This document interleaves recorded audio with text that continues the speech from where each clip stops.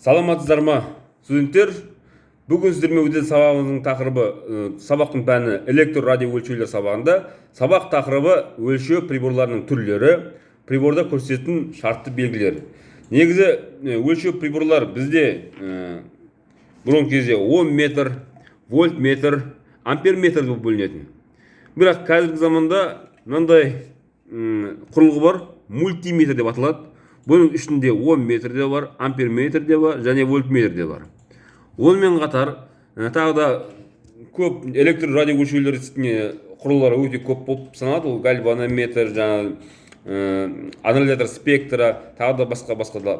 Бірақ біз сіздермен осы Ом метр, ампер метр, вольт метрмен тереңірек танысамыз. Неге? Себебі бізде электр тізбектерін тексеруге, олардың шамаларын тексеріп, анықтап, және оның қуатын анықтағанға, энергияның қуатын анықтағанға бізге осы керегі осы құрылғылар. Яғни қазіргі заманда бізде бұны мультиметр дейді. Енді приборда көрсетілген шартты белгілер қандай? Осында прибордың мен суретін салып қойдым.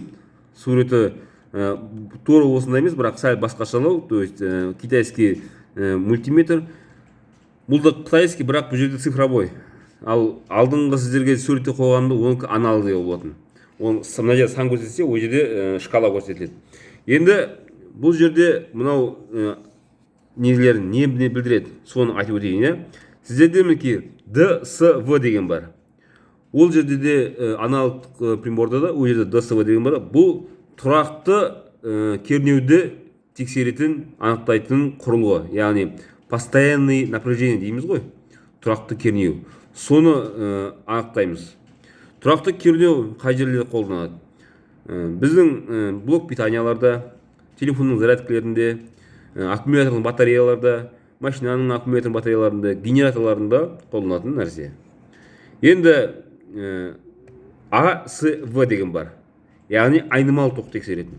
Айнымалы ток бізде кәдімгі өндірістік ток, яғни промышленный свет дейміз ғой, 220 вольт, үйде келіп тұрған 220 вольт, осы айнымалы токпен тексереді.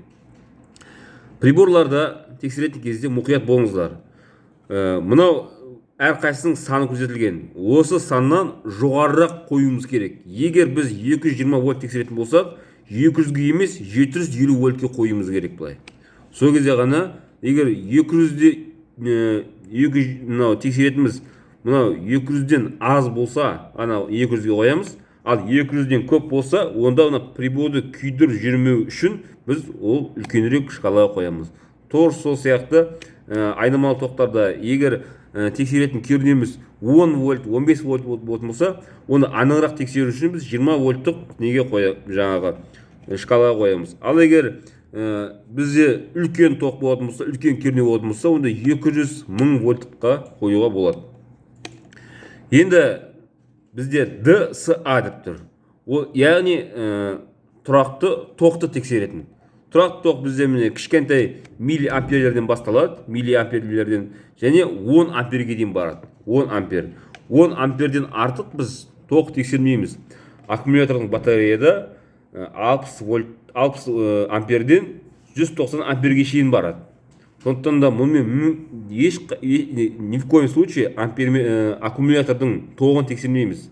Тек аккумулятордың кернеуін ғана тексере аламыз. Аккумулятордың кернеуі ДСВ-ға қойып, 20-ға қойсақ, 12 вольт тексеруімізге болады. Сонымен бізде төменгі жақта қарап отырсаңыздар, мына жерде Омның белгісі бар. Мінекей Омның белгісі.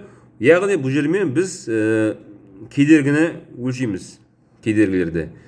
Кедергілерді 200 омнан 200-1000 омға шейін тексеру болады. Яғни 200 кило омға шейін тексеруге болады. Сонымен қатар осы омға қойып, біз мынау тоқты, екі шығыс тоқты бір-біріне тигізіп, прибордың дұрыс істемеуін де тексеруге болады. Енді тағы келесі шкала бізде ол диод.